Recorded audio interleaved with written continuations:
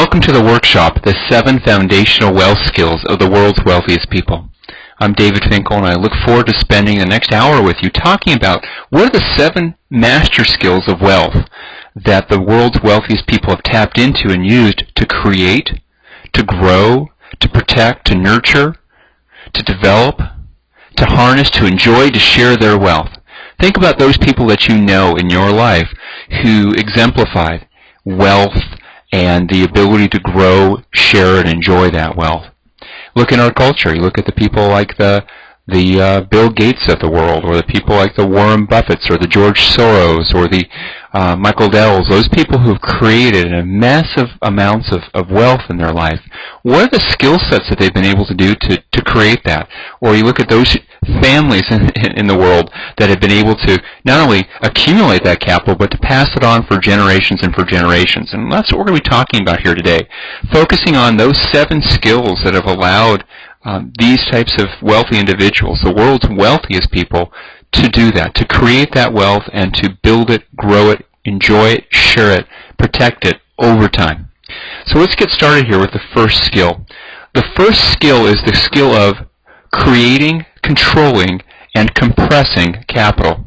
Creating, controlling, and compressing capital. Well, what do I mean by that? Well, let's start off here and talk first about creating wealth and creating capital. First of all, what is capital? Capital, what's that funky word capital? What do I mean by that? Well, by capital, what I mean is accumulation of an asset. Capital is simply assets, and that asset could be cash in a bank account. That asset could be a security that you own of a publicly traded company, like a share of stock in Coca-Cola Corporation, or it could be a piece of real estate that you own. Maybe it's a small apartment building. It could be intellectual property. You might have capital in the form of intellectual property, like a patent or a copyright or a trademark that you own that has value. It could be a trade secret that you have in your business that you've accumulated that way, or a client list that has value in the marketplace, or the business itself, its goodwill and reputation in the marketplace, its way of doing business. So capital could even be a collectible, for example, fine art or gold coins. So capital is simply an asset, and we think about capital usually in the form of businesses, in the form of intellectual property, in the form of actual dollars or marks or pounds or yen, or depending what country you're in. But the point is just capital is just that a tangible form or an intangible form of wealth. It's an asset. And there are 3 things to look at that. You want to create the capital, control it, and compress it. The first wealth skill that the world's wealthiest people know how to do is they know how to create capital. And when we talk about creating capital here, we're talking about using creativity to create value. We're talking about using expertise to create value in the marketplace. We're talking about using relationships to create value in the marketplace. A couple of examples to make this clear. When I first got started with my first major business, this is about 10 years ago, and I started off with about $6,500, I believe, was my initial investment to get and launch that company with a partner. We each put up about $6,000, $7,000 each. And we grew that company from $0 in sales to, when I sold out my half interest, it was doing round numbers, $7 million a year in sales is about what I was doing. So it went from 0 to a market value of several millions of dollars. I sold my half of the business for a 7-figure payday, and smiled when I did that. So it's an example of using a business to create capital. Another example might be the example of my current business partner for the Maui Millionaires, Diane Kennedy. Diane shared with me how she bought a particular property. She got a great deal on a very high-end piece of property in Phoenix, Arizona. She bought this property for just a little bit under $2 million. That property is worth close to $4 million today. So by buying that property, which you got a great deal on it, over $1 million undervalued because of the owners of that property, a group of investors that had gotten into an argument in the partnership, and that property had sat there vacant for over 2 years. And that was a partnership. They wanted this to end, and they wanted just to get out. They had bought it even cheaper from a bank, is my understanding. Anyways, Diane bought that property, and she's got an accumulated asset in there by using her creativity. now of several million dollars there. So the first thing you want to do is you want to create that capital. Controlling capital is a little bit different in terms of, when you think controlling capital, think of the magic of leverage. So when you think about controlling capital, think about leverage. And leverage has several different forms of it. You can leverage money. For example, you can borrow your way to creating capital. Real estate's an easy example of how to do that for it. You can go in and let's say, for example, recently I bought a multi-unit property with a group of clients of mine that have attended Maui Mastermind. Now, they did all the real work was started off by these clients. I mean, they were really smart and savvy investors and businessmen and women in their own right. And they found a property that was a large commercial real estate project outside of Denver, Colorado, mostly manufacturing space, but also had some office space there. And they picked it up for $7.5 million, round numbers. Now, they borrowed about all except for $1 million of that. So they borrowed all the money they needed, not just to buy the property, but to hold on to it. So they raised, round numbers, $10 million. Some of it was private equity that they raised through private individuals, and some of it they raised through conventional bank financing. So round numbers, $10 million is what they raised, and of which they put up about $1 million of that $10 million at the people who were doing the deal. Well, recently that property was appraised at about twice their purchase price, and it's probably worth about 2.5, maybe even 3 times what their purchase price was in the property. So they used leverage, borrowing other people's money to make that purchase happen, to grow their capital, to grow their wealth.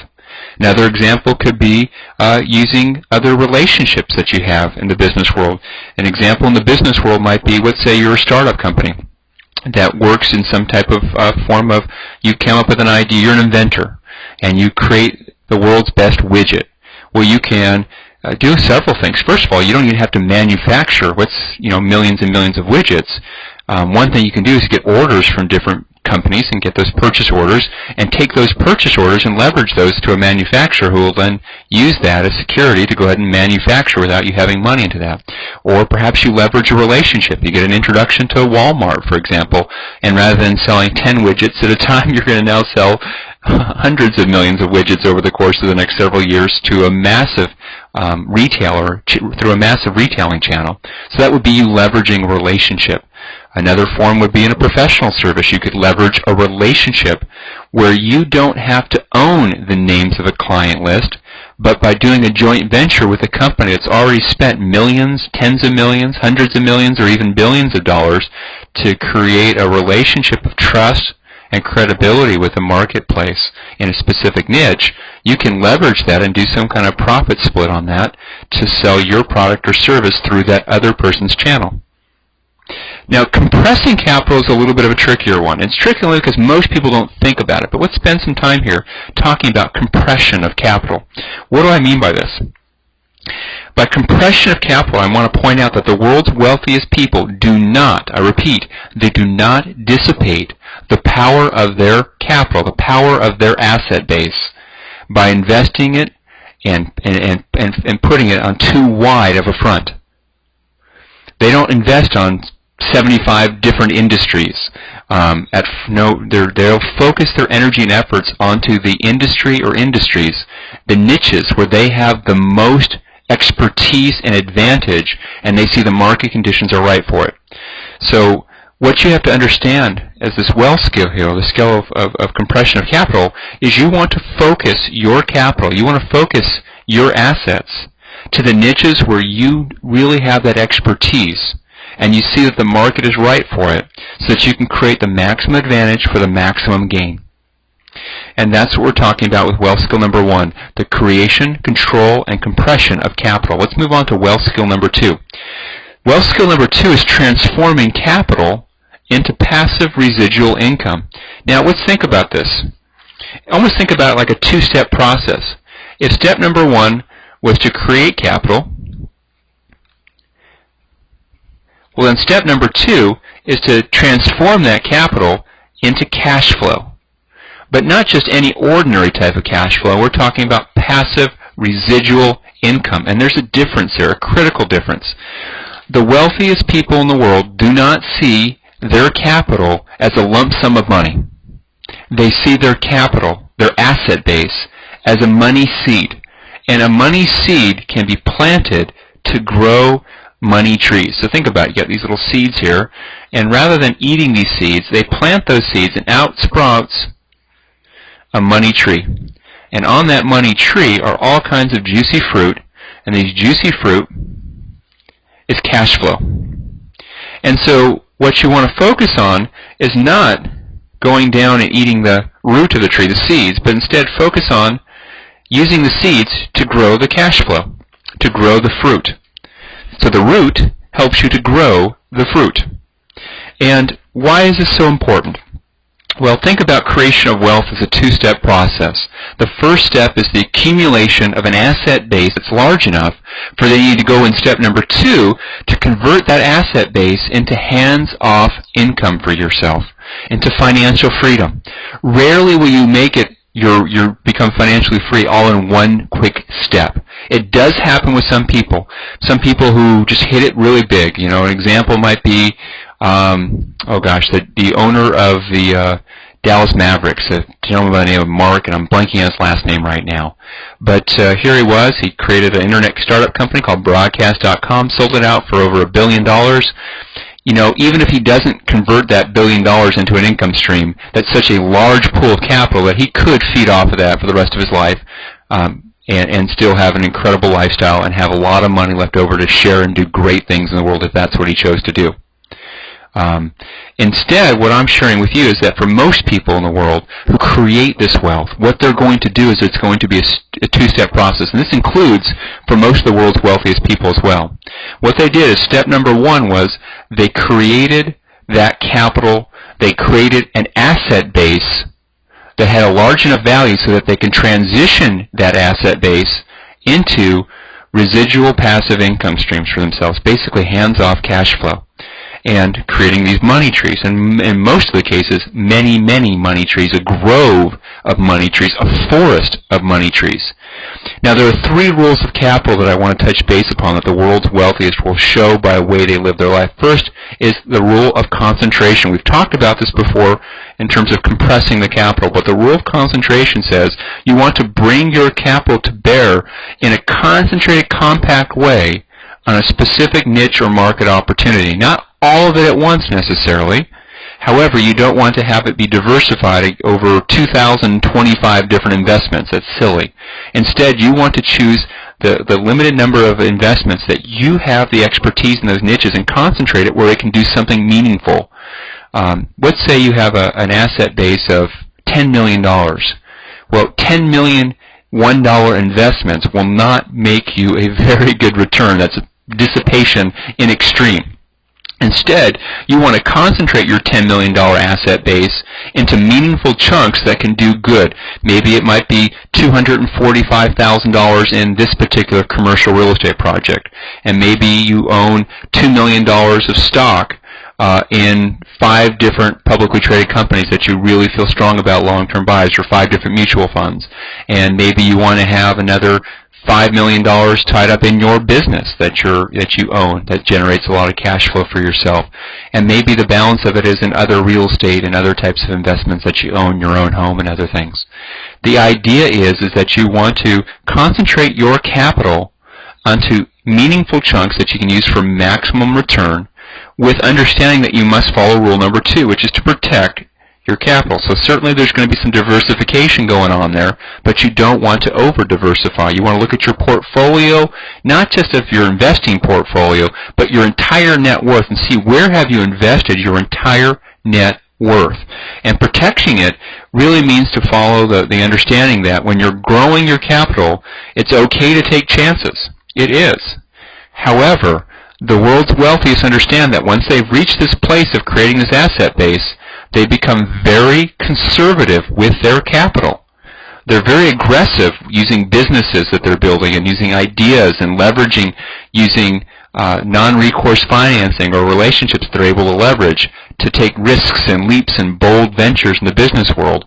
But when it comes to investing their capital, which they've spent in many cases decades of their lives to accumulate, they're very cautious and they're very conservative with how they invest that.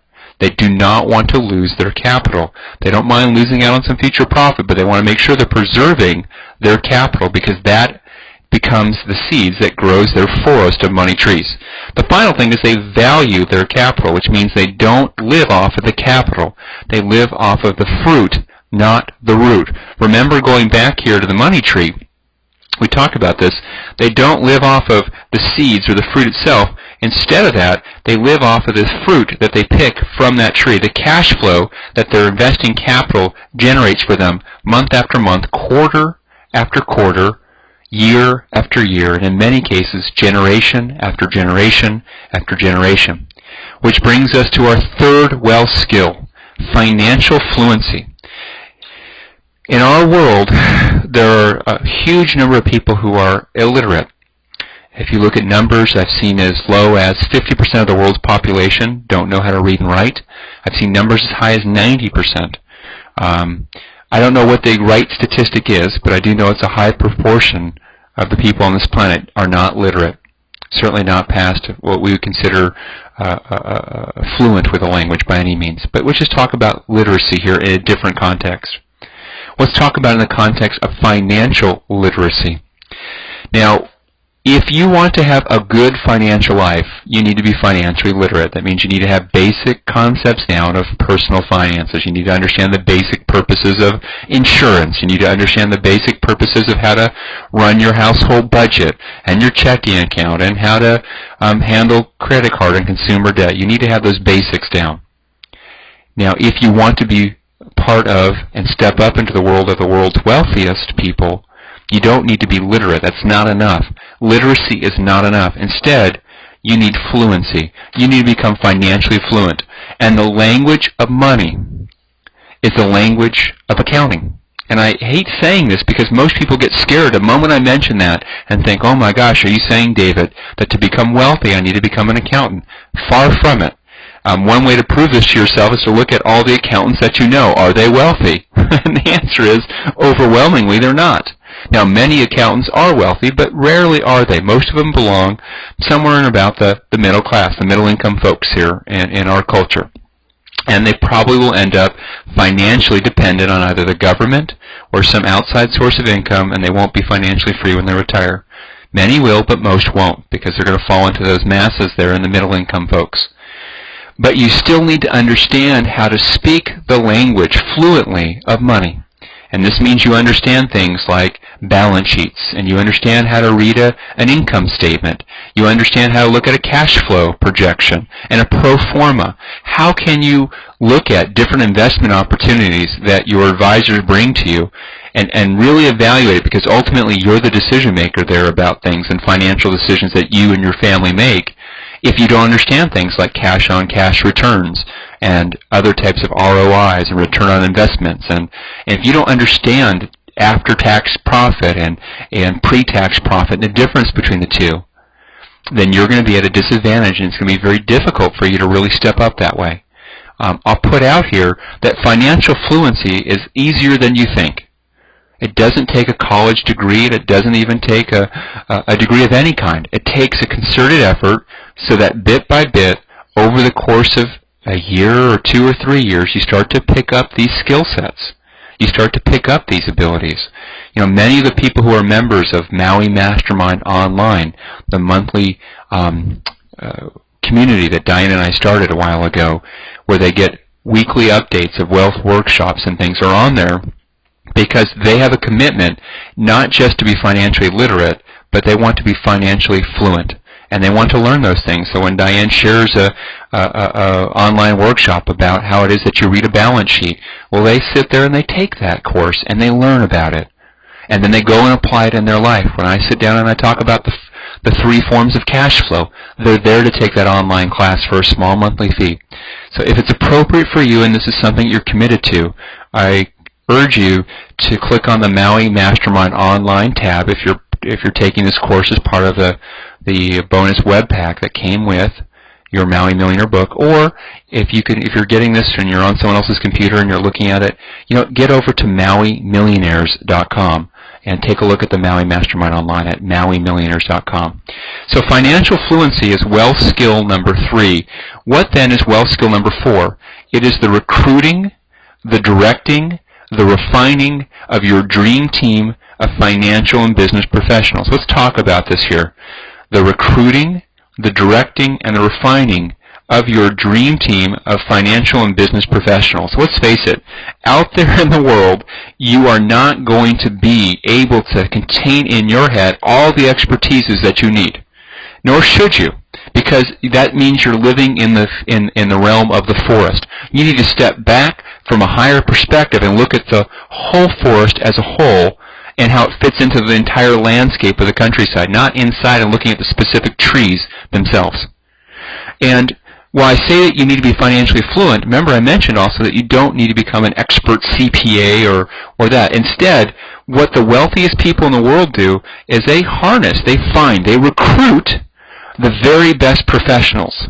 They recruit the best lawyers and the best CPAs and the best insurance agents and the best financial planners and for many of them stockbrokers and other people that they use financially, real estate agents and brokers, to get done what they need to get done. Then they direct them to focus them on their personal ends so that the person who's paying the bill is getting what they want. The world's wealthiest know how to direct these folks, and they know how to refine their dream team.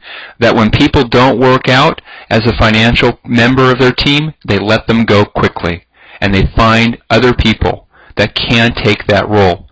But understand this, the world's wealthiest people, and I'll make sure I make this very clear, as a wealth skill, this does not mean that they abdicate their control or responsibility for their wealth to their dream team of advisors. They do not do this. Instead, the world's wealthiest direct and control their own money. They're the ones making the decisions, and they keep a close eye and hold very closely accountable to those advisors and professionals who service them. And in addition to that, they have systems in place where they can easily and clearly evaluate the real performance of an advisor. Now, what do I mean by the real performance? For example, if you're working with someone who's helping you do investment A, and you're on that investment A, you're making 12% rate of return on the money that you put into investment A. Well, that sounds all well and good, but what you have to look at is what your real return is. Not just the return you get on paper, but the after-tax and after-fee return that you're generating. After you pay your advisor who's helping that area, whether it be on an hourly basis or in many cases it's a percent of the investment that you're choosing, what's your return then? And what's your return when you look at it from a tax standpoint?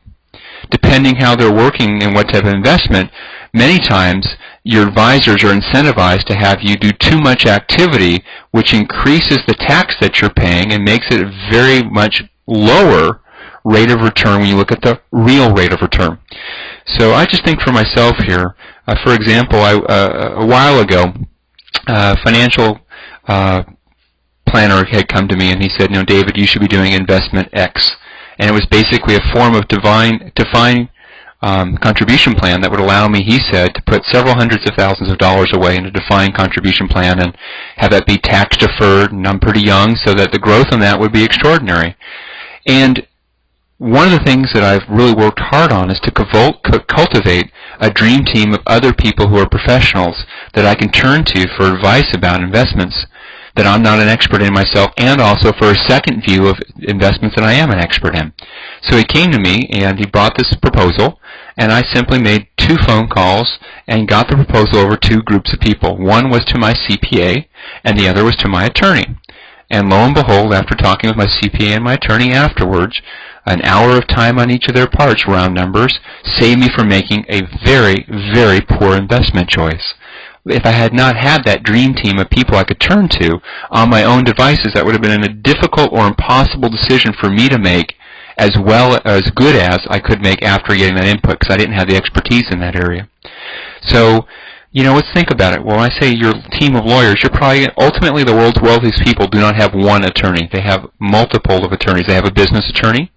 They have a real estate attorney. They have an estate planning or asset protection attorney. They have an intellectual property attorney for those of them that create intellectual property, whether that be, like I said, copyrights or patents and so forth. And probably they even have a tax attorney that they work with, or a group of them. And they probably have more than one CPA that they work with. They have a chief financial officer that probably is a CPA that helps them in their business. They probably also have a tax strategist that looks at the big picture of their tax planning years ahead of time, so that they're planning their moves well in advance. For me, my tax strategist is Diane. She's phenomenal at what she does with that. Over the years, she saved me hundreds of thousands, if not well into the low millions of dollars in taxes. At this point, she saved me in definite cash terms well over $500,000 to maybe even $750,000 on tax strategy in the last couple of years alone. Diane, if you're listening to this, please don't use this to raise my fees. I'm teasing. But then I also have a CPA who actually does and implements that and does the actual returns that I do and does my quarterly filings for me. And it's a different person. And my tax strategist and my implementation CPA need to be speaking with each other, and I need to direct that flow right there. So the world's wealthiest people know how to direct, recruit, and refine their dream team over time so that they're able to grow, protect, enjoy, and share your wealth. To help you grow it, make more of it. To protect it, and again, remember, you got to protect the capital. It's the second law of capital. Third is to enjoy it. What's the use of money if you're not enjoying it? We'll get more into that in a moment. And to share it. Because ultimately it's not yours to just use. It's yours as a responsibility and as a joy to share with the world in healthy, creative ways that really bless the world. Let's move on to wealth skill number 5, decision making. Okay, so here you have your dream team of advisors. They're going to give you all kinds of information, input, recommendations, but ultimately the decisions that you choose are going to boil down to you. And when you think about you as the decision maker there for what you're doing, understand that the world's wealthiest people have learned to make good decisions. And as you think about that, one of the areas I'll point you to is the book The Maui Millionaires, and it talks in there about, in the section of masterminding, which is section 3 of the book on masterminding. I encourage you to spend some time there. We talk about, for about 20 pages, there's something called the Maui Hats. The Maui Hats. And these are 6 different thinking styles that came out of the work done by Edward de Bono, one of the truly brilliant thinkers on how to think.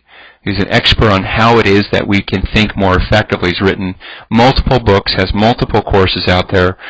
He's just really a very intuitively creative man who's put this there together. We've taken those ideas and we've put them into a mastermind context, which we originally created for use with Maui Mastermind, with our high-level elite clients there that came out to Maui Mastermind each year to join us on the island of Maui, to spend 5.5 focus days on creation of their wealth and a broad perspective. And these hats will help you make better decisions, because the number one mistake that people make in their decision making is to abdicate control to other people, number one, and then number 2 is they make their decisions without fully having thought through in a structured format the thinking process. And it's not so much that people make bad decisions. What really hurts most people and keeps them from being wealthy, or as wealthy as they can be, is that their process for making those decisions is flawed. And so every time they're faced with that decision, the process itself works against them. Those 6 Maui hats will help you to change the process with which you make the decisions, so that if the process is right, your odds of making the right decision increase innumerably. And it's wonderful when you think about it, because it makes it so much easier. So that's wealth skill number 5, the skill of decision making. Wealth skill number 6 is putting money in its proper place. Putting money in its proper place. And when you think about this, what I really want to say here is that money is important, but it is not all important by any means. In our culture and in our society, money matters. It does. To think otherwise is naive. To think otherwise is unrealistic. However, money matters only so much. And when you look at what money really means in our culture, we need to step back and look at money in the bigger picture of wealth. The things that matter about money is its sufficiency needs it fills. When you don't have enough money, you spend so much of your life struggling to create enough that you really lose out on a quality of life that I believe that you're put on this earth to enjoy. And when you have enough money to take care of those needs, it frees you up to focus on the three areas that will create the real meaning of wealth, which I'll talk about in just a second here. I do need to mention is how much is enough? Well, that depends and varies from person to person. But the reality is that most people put money as a huge driving need for themselves. But when they start getting money, they forget to put it in its context of when enough is enough. And for most people, money is enough well before they recognize that it really is enough. And they're using money to fill other gaps in their hearts, other gaps in their psyches and their emotional belief systems. I mean, this is something for me for a number of years. I know one of my big childhood wounds is the core belief I grew up with of I'm not enough. And I used money to fill that hole in me. But when I use money to fill a hole in me, the more I fill that hole, the more money I need to fill that hole. It kind of is self-defeating. And when I realize that and can spend some time working on upgrading my wealth operating system, looking back at, again, the book, The Maui Millionaires that Diane and I wrote, look at part 1. We spent about 70, 80 pages talking about the 5-step process to upgrade your wealth operating system. It's so important because to truly be wealthy, you need that wealth operating system to be in alignment with your values.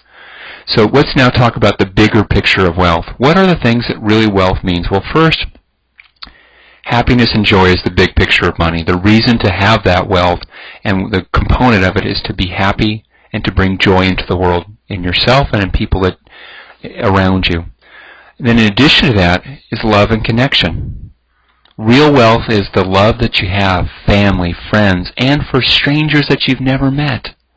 The connection and interrelationships that you have, your interdependencies with your community, with your nation, with the world at large, and with your family and friends.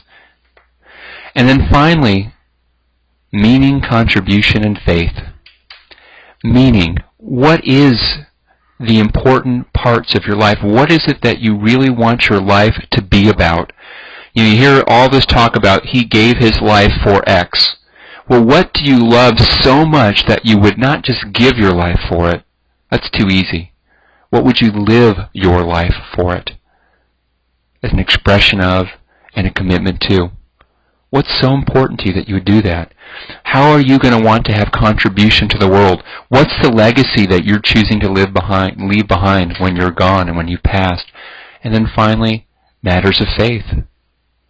Now, I don't want to at all put forward my beliefs. And, for me, that includes a very strong belief in God and my place in terms of using this gift that we've been given to bless the world and to share those blessings. But for you, it might be different.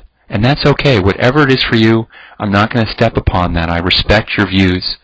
But it's interesting that the overwhelming majority of Maui millionaires and of the world's wealthiest people find that faith has a component, and for them a huge component of what wealth really means. So just something food for thought there. Let's talk now about the 7th wealth skill, growing your capacity for greater wealth. Now remember before I talked about this idea of your wealth operating system.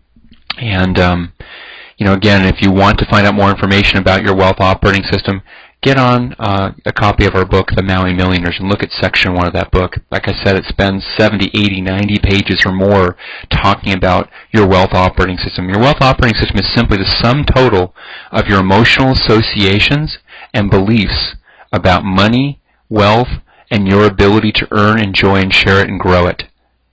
So when you look at growing your capacity for greater wealth, what we're really talking about is growing your wealth operating system so that you can, as a container for your wealth, have more of it.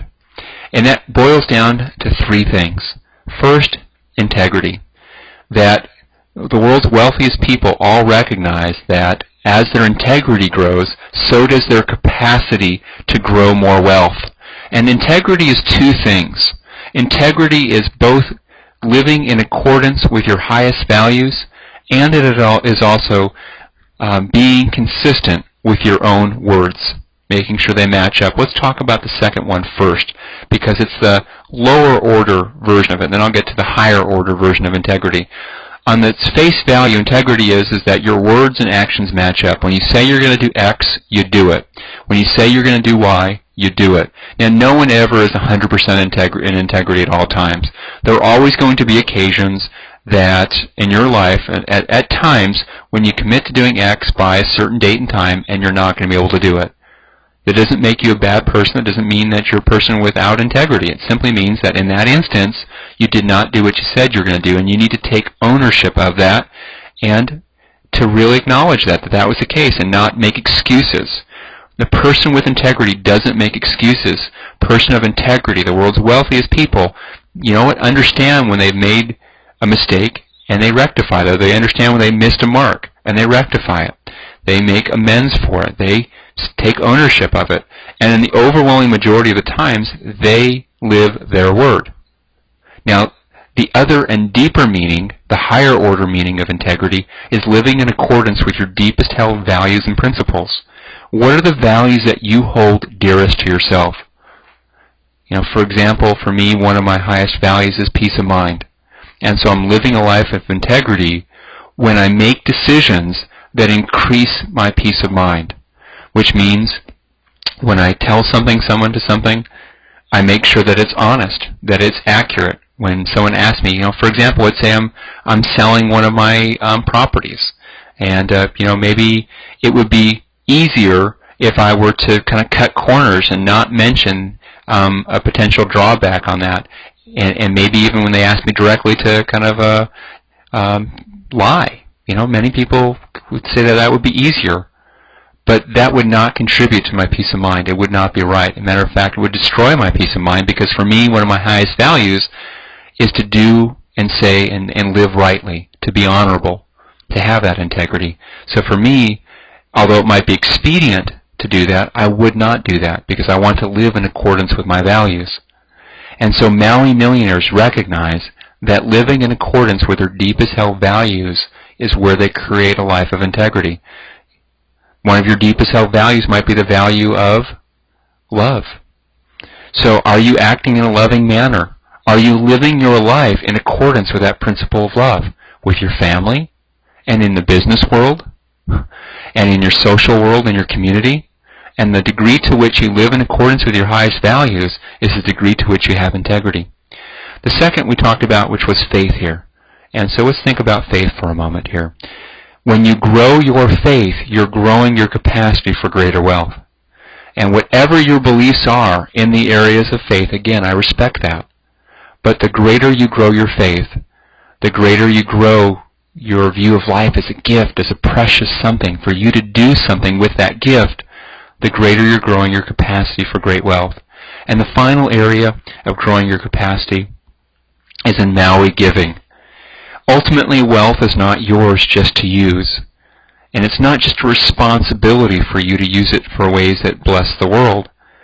What you recognize when you have wealth, and then really the deep context of it, the mindset of the world's wealthiest people, is that your ability to share that wealth isn't just a responsibility.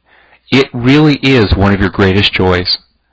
Maui millionaires recognize that giving and sharing that wealth in healthy and leveraged ways is such a joy. I recently took a trip down to St. Jude Hospital in Memphis, Tennessee with a group of Maui millionaires and Maui millionaires in the making. And it's one of the charity groups that got started, not St. Jude Hospital, but a charity group that works raising money for St. Jude Hospital out of Maui. And there are a number of different charity groups, and if you get onto MauiMillionaires.com and you click on some of the different tabs and go to that website, you'll find on there different videos that were created from different activities that some of the Maui millionaires and Maui millionaires in the making groups have put together to do good in the world.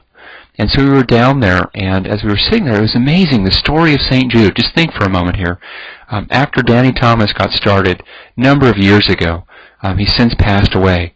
But in a moment when he was really having a crisis of whether or not he should continue what he was doing, which is working in nightclubs and as a comedian, but really hadn't hit the big time yet, or he should give it up and try something else. He issued a prayer, and he prayed to St. Jude, the patron saint of lost causes. And he said, if you'll help me with this and help me make that next step in my career, someday I'll build you a magnificent monument to say thank you. And, within a short period of time, Danny Thomas became one of the most successful people in Hollywood, making huge amounts of impact in the creative world and also money for himself and financial and career success. He remembered his promise. He was talking with a bishop from where he had grown up. It was a childhood friend that he had grown up with that had gone into the church and become a bishop. And he said, well, here's my promise. What do you think I should do?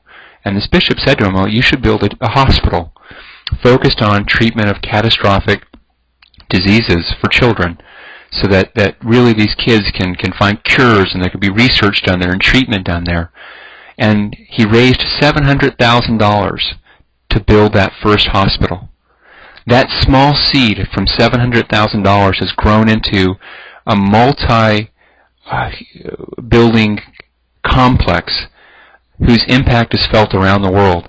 Today, St. Jude has an operating budget of over $500 million per year, basically $500 million they raise every single year to fund the hospital. And it's not that they just treat several thousand kids every year with cancers and other forms of childhood diseases, but the research they do is instantly shared the moment it's validated with other hospitals and medical practitioners around the world. And think about this. One $700,000 seed was planted, and it grew into this amazing, amazing thing. What seeds can you plant?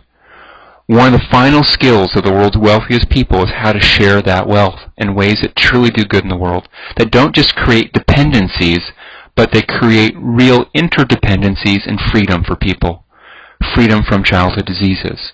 They've helped, for example, St. Jude take the mortality rate. They had a survival rate for most forms of childhood leukemia that originally was back at 4% lived, 94% died. They've completely flipped those over. So now if you were a child or your child got leukemia, 4% would die, but 94% chance of living because of the work that they and other people in the medical profession have done. Well, this also happens in other areas. So what other areas are you most passionate about? Again, remember we talked about concentrating your capital? Well, concentrate your giving capital. What is the cause or causes that speak most to your heart? And part of your wealth, the final wealth skill, is for you to really grow your capacity for greater wealth, integrity, faith, and Maui giving. I have one last message I want to share for you before I'm done here today talking about the 7 master skills of the world's wealthiest individuals. And that is to talk about Maui Mastermind Online. If you would give me a moment here, I'd like to just share with you that Diane and I really feel strongly about the message of Maui. The message of Maui from your wealth operating system to dreaming big and bold and stepping out and acting on your dreams.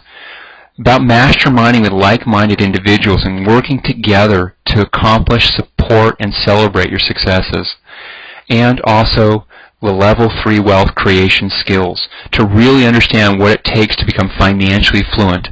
And finally, Maui giving. These are the 3 themes that really drive what our message is. And when Diane and I created Maui Mastermind and Maui Millionaires, what we wanted to do was to create a way that we could touch a lot of lives. Now, each year, we have a handful of the world's most successful entrepreneurs and investors who come out to join us on Maui for the Maui Mastermind event. And it's a $30,000 event, and for most people, it'll never be an option for them. We recognize that. One of the reasons we wrote the book, The Maui Millionaires, was to share the ideas from Maui with the world at large, so that millions of people could have access to the ideas and information that will hopefully make a tremendous difference in their life, and then they'll pass that blessing on to other people's lives. Well, we wanted to take a higher level experience than just a book, and we created Maui Mastermind Online. And what this is, it's a monthly membership site that we've created just for people who are committed to using the ideas and principles from Maui to make their life incredible, to build wealth in the broad context of the world, and to share that wealth in ways that bless the world. And so one of the things that happens there is that for a very nominal monthly fee, Each week we update the site with special wealth reports on different aspects from Maui giving to level 3 wealth to business building to investing to financial fluency. And we also have each week new online wealth workshops that Diane and I personally teach, and we invite some other people in to do that. And it's your way so that week by week by week, you slowly start to accumulate that knowledge base that you need to earn and enjoy the wealth that you really, really want. So if you're listening and watching this workshop as part of the bonus book site, just simply click on the Maui Mastermind Online tab on that book site. If you're watching this course right now and it's separate from that, simply go to www.maumillionaires.com and click on the Maui Mastermind Online tab. Again, this has been David Finkel, and I want to say thank you for sharing the last hour with me here, and I hope you've gotten some profitable ideas on how you can harness these 7 master skills of the world's wealthiest people.